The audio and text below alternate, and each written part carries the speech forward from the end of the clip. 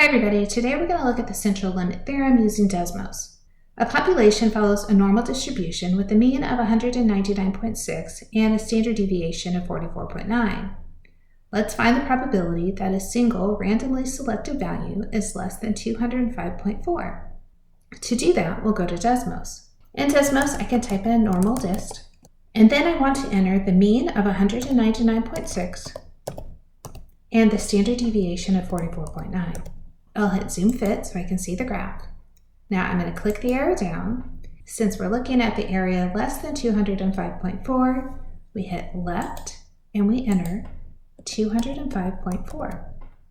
That says our probability is 0.551. Let's click the arrow down to get more decimal places. Now I can see 0.5514. Next, let's find the probability that a sample of 213 is randomly selected from the population. What's the probability that the sample will have a mean less than 205.4? This time we're going to use the Central Limit Theorem. We still use the mean of the original population, but we need to use the standard error of the mean for the standard deviation of the sample selected. That means we'll take sigma and divide by the square root of n. Because our problem is already set up, the only thing we need to do is go back to the standard deviation and divide by the square root of our sample size of 213. Let's readjust our window, which shows us a probability of 0.97. If we click down on the arrow, we can see it's 0.9703 if we use 4 decimal places. Let's review what just happened. When we found the probability that a single randomly selected value was less than 205.4, we got 0.5514. When we found the probability that x bar was less than 205.4, we got 0.9703. In this case, we're looking at the mean of the sample drawn, not a single value. Our next example says, a study found the average sleeping heart rate of a child between 8 and 11 is 89.1 beats per minute with a standard deviation of 8.2 beats per minute.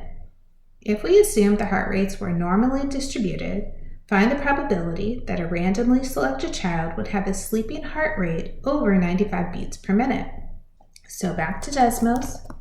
We'll pull up normal distribution again. This time our mean is 89.1, our standard deviation is 8.2.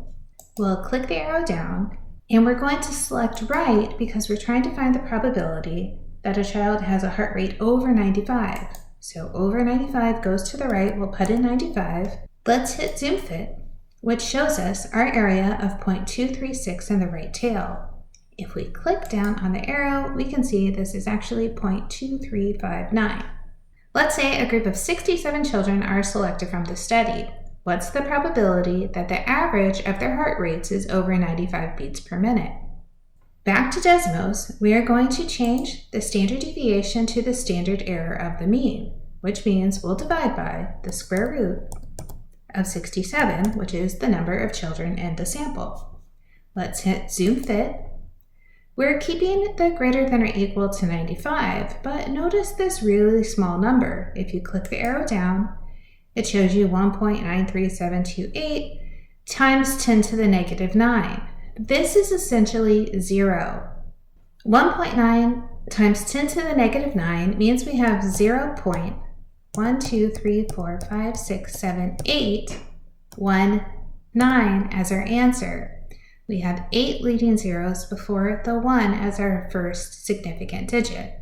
Anytime you get an answer that goes into scientific notation like this, you can assume the probability is 0. Our last problem says the average time to run a marathon for a person 30 to 40 years old is 4.4 hours with a standard deviation of 0.25 hours.